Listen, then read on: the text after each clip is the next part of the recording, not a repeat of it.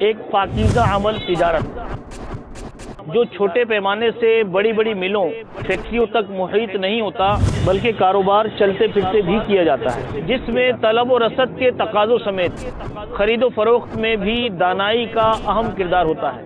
اس شعبے کو اپنانے والوں کا شوق ہوتا ہے، وہ بس اونچی اڑان ہی پر رہیں، پستی کی جانب نہ آئیں۔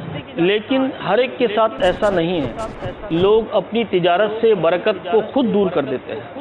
تجارت اور لوگ بھی کرتے ہیں، کیا ہے فرق ان کی اور آپ کی تجارت میں؟ کوئی کامیاب تاجر کیسے بنتا ہے؟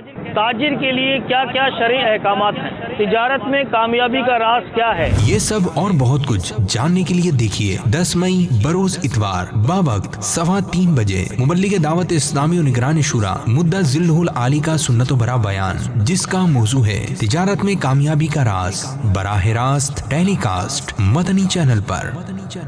صلو علی الحبیب صلی اللہ تعالی علی محمد۔ مجھے اپنی اور ساری دنیا کے لوگوں کی اصلاح کی کوشش کرنی ہے۔